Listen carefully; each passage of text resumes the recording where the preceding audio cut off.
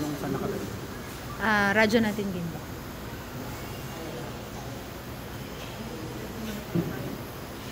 So, happy anniversary KBP Nueva Ecija chapter. Happy anniversary! Gising na gising.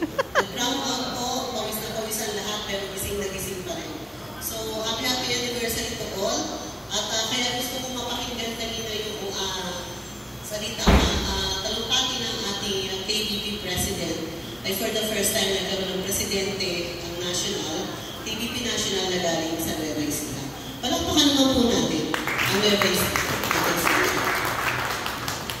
Siya po ay pinanganak 3 years halos bago na-form ang KBP. So, habang nagsasalita siya, naaalala ko, noong finorm ang KBP, noong siya pinanganak, unang top level po, ay nandun din siya, 2 months old, nahawakan ko pa ng chicken pox. So, buhat mo, bakit nandito pa ang KBP? Naalala ko po ang aming mga magulang ng ibang, hanggang ngayon ay patuloy, next generation na, second, third generation na, ay patuloy pa rin sa broadcast industry at patuloy na nagsisikap na buo pa rin ang KBP. Dahil sa values ng mga naunang generasyon na yun, yung mga founding members ng KBP, na hindi lang inisip ang bawat network, ang bawat sarili, ang bawat pamilya, kundi ang industriya, kung paano tayo mananatili, pati yung freedom of speech, paano tayo magiging very effective sa ating community, at kaya nagkaroon po ng isang self-regulating body na tinatawag na KBP.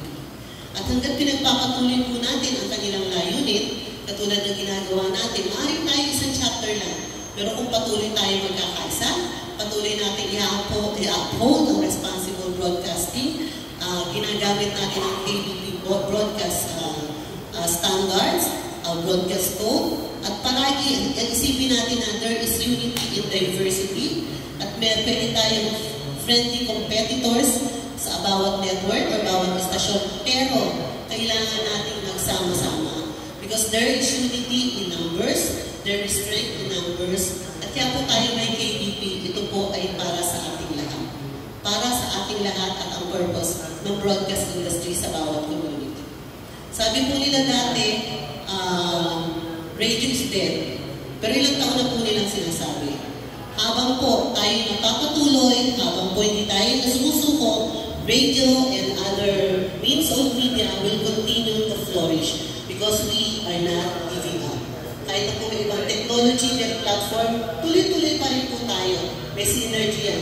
We will not give up, we will adapt, we will thrive, we will continue to be relevant to our community.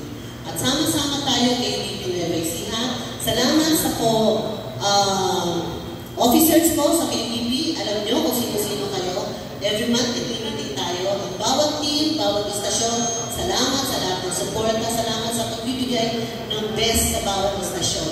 Dahil sa inyo, ang ating komunidad ay patuloy na uunlad. Dahil sa KBP at bawat istasyon na nandito sa Nueva Ecija, tayo ay makakatulong sa nation building ng buong Pilipinas. So, thank you very much. Let's continue to enjoy the day. It might be warm, but let the love for one another be felt and let us continue being one as KBP Nueva Ecija chapter. Mabuhay KBP, mabuhay tayo na. I-announce ko. Tutuloy ko na muna. I-announce ko. So, i-announce ko lang na may konting sponsors tayo sa mga